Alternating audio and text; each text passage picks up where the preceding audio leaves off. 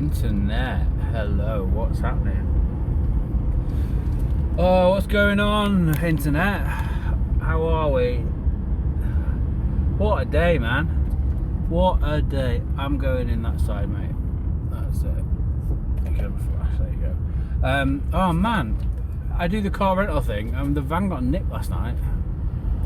I managed to get it back. The guy dumped it in Oldham. He said that he had his bag stolen or some bullshit. And then when I said I reported him to the police, he magically had his phone and they managed to get in contact with him. To be fair to them, they've delivered it back already. I need to go back now and see what kind of state it's in. Yeah, that's the thing with like lending people stuff. Like the majority of people are actually like really respectful. I've had loads of Indian people who have been really lovely. But yeah, I'm kind of a bit like, I'm not that enthralled with it. It's the second time I've had a problem with a car, but it's come back in one piece, I hope. So, but yeah, I'm thinking about, I've got a little caravan and I'm going to make a little business out of that. I'm going to hold my card close to my chest until I've got it sorted. But yeah, I'm just do a little entrepreneurial thing. It's funny though. I've just had a kid who's lots of fun and who's in a good mood, which is nice. He's always in a good mood when he sees the dogs. Well, yeah, I was thinking. I was like thinking about. I don't know. I drove past this school. Right, there's this school in Warrington that used to be like really had a bad reputation, and I was taken out of normal school and sent to a posh school, a private school. And then I got booted out of there. But before I got booted out, I just had a really random memory of my dad always threatening me to send me to this other school. And I was thinking to myself, like, now I'm a dad. I was thinking like, strange behaviour. There was a few things. I was like, there's so many questionable things like that were happened to me and were allowed to happen to me. I just like look at, and I always just normalised it. Like they're very, very, very emotionally manipulative and yeah, weirdos. But now I'm a dad. I think I can see it more now. Like I'm realising that the behaviour was like weird, like not acceptable.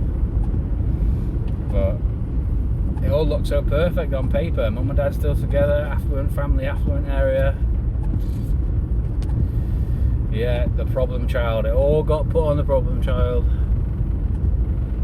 Yeah, funny life, innit? It's only now though, as I say, like I've become a dad that I actually now see things differently. And people always say that things change when you have kids. And I didn't expect them to, but I've definitely become more aware of like wanting to protect him and making his world better, if that makes sense. But yeah, a bit of a I was born on the the 27th of May was the day that I was born, right? And on that same day, Paul Gascoigne was born, Harvey Price was born. I'm not on the same year, obviously, and Stone Roses had their really famous gig at Spike Island. And I always like it never really, until a few years ago, it was just, oh, that's quite cool. But now I'm getting older and I'm seeing like synergies and like I feel like I'm understanding the universe a little bit better. There has to be something in that. And it's funny because when I get to, Harvey Price has got that phrase that he went viral for, and he goes, oh, what a day. I find myself saying that to myself at the end of some like really long and like bizarre days, because I don't. Oh, that's a dog. Look at that cute dog. I don't have like a traditional 9 to 5, so I was helped up on the ladder to do property, and that enabled me to get more into property and to do entrepreneurial stuff, and I'm very lucky in that regard. Very grateful in that regard. But it came at a price. I said that to someone the other day, a guy that I to do some of the car stuff with, one of the mechanics. And he's like, oh, where do you do those videos? The parents' house is massive. And I was like, yeah, it is, but to get to that level of success, you have to sacrifice in other areas. And it just landed, not everyone should have kids. That's something else that I've really realised. Like, not everyone is cut out to have kids. And if you're not willing to be empathetic and caring and compassionate and, prioritise something else above yourself, then you shouldn't. And the majority of people, I don't think, are in that space, really. But unless you're open-minded enough to be in that space, I don't think you should have kids, because you're not gonna take care of them. You're not gonna give them what they need properly, because kids need love and support and attention. And if you're not in a position to want to give something else, to put something else priority over yourself, you're not really in. It's not fair to have children. But people are complicated. I don't mean to say that in a judgmental way. It's just like these observations that I've been making over a long period of time, and it all just feels like it's, coming together. But yeah, I am excited about. I'm excited about playing rugby again. Actually, very excited about playing rugby again. I just need to. My back's still healing, so I'm proper doubling down on the stretching. But yeah, I quit my job. So I was working a 9 to 5, and then I renovated a property with an ex, and then made a killing on it. So when I went sober 5 years ago, I always get the year mixed up. But I was like, right, I'm going to go sober, and I'm going to become the oldest person to sign their first professional rugby contract. And I got so close. And then life happened. And I kind of put it on the back burner. I've been focusing more on boxing, and I've been playing a little bit of football, mainly boxing really. Trying to keep up my spiritual work, trying to keep up my mobility work and yoga and things like that, to put myself in a position that when I finally get through the gauntlet that I feel like I've been thrust into over the last, well, I was going to say 18 months, but it definitely ramped up. After I found out about my abuse, it definitely got very intense. Especially I started to realise who my parents were, and how really not okay they are. And now I can step back from that, and it's like, without getting angry at the fact that they don't love me, or angry at the fact that they threw me under the bus, or basically framed me. Instead of getting angry now, I just look at them like sad. It's not pity, because that would put me in some sort of higher position, and I don't think that I'm better than anyone else. I don't think anyone is better than anyone else. The bin man or the footballer, we're all people. We're all one universe, aren't we? So no one's actually better. But I just look at them, and I feel a bit sorry for them. It's just like, how could you not love your kid? How could you destroy? Purposely I wouldn't purposely destroy anyone's life. I think that probably has to come from a place of insecurity. I could if I wanted to, but I don't want to. I'm very much on the page of build everybody up so that the whole can be better, so that everyone's just chilling and good, basically.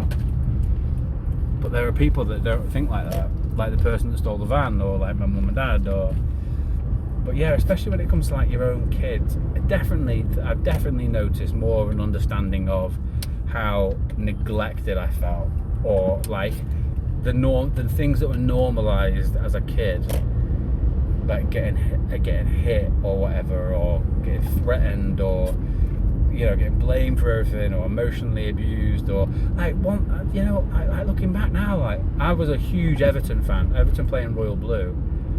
And my parents were painting redecorating my room once, from my childhood one into my teenage one. And they asked me what colour that I wanted, and I said black, because I was a bit of a emo chav. I was actually more of a emo, the Offspring and the bangles and all that, long black hair. And I came back and it was red, and Liverpool playing red. I never really thought anything of it, to be honest. I actually covered it in Everton. I made a collage out of cutting out newspaper. I ended up covering it up, the red wall. But it never dawned on me that was weird until recently, and I was like, why would you do that? Why would, like, blue? You asked me what I wanted, didn't do what I wanted, and then did the one thing that I didn't want. But that was the thing, like, and then if I would then get upset, which would then over time of being ignored, I felt it feeling ignored, I'd then like shout and get angry and punch the door or whatever. And then it was all then put on me, but it's like, just that's what happens when you ignore a child, which is why I don't think everyone should have children. I had an ex and I really wanted to have kids with her, and COVID fucking saved me on that one.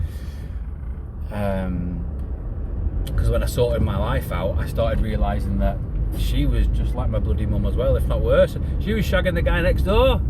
Can you be honest? That was one thing that really, really, really, yeah, pickled my chops, whatever the phrase is. Like that really took a lot of like processing. The fact that we lived in like a semi, and she was shagging the guy who was married or engaged next door. She was shagging him. She cheated on me like numerous times, but I was just so blind to it. I was in a relationship because basically, right, this is a really weird part of psychology, yeah, is that girls look for a guy that reminds them of the dad, and guys inherently look for people that remind them of the mum. It's weird. It's like that thing about the cleavage, why you like the cleavage. It's weird. But I then got into relationships with women that were inherently like my mum, so very, very narcissistic, very, very image-based, very, very selfish and emotionally abusive. So I was with one girl when I was at uni, and I was smoking a lot of weed at the time. I was very, very sad. I was in a lot of pain. I was acting out. I was causing chaos everywhere I went. I'd end up getting with this girl, and I thought, well, we were in love and all that kind of stuff. And yeah, she was and that's when the first time I ever properly saw gaslighting. But it was like I was questioning it, and then she would gaslight, and I questioned her and gaslight, and it ended up sending me, well, the doctor said it ended up sending me basically loopy. And that's when I started getting pigeonholed with mental health. But it was never the fact that I had anything wrong with me. It was the fact that I was dealing with a lot of heavy stuff, processing a lot of stuff, and then dealing with the consequences of gaslighting. And I'll see her now, and she'll be like, "Oh, hiya, you're right," and it's like, "Fucking hell, you've not changed."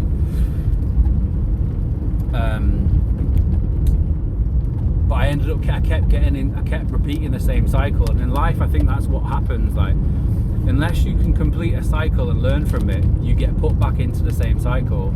So now I feel like I've completed many of those cycles. I'm not saying that I'm perfect, because I'm definitely there.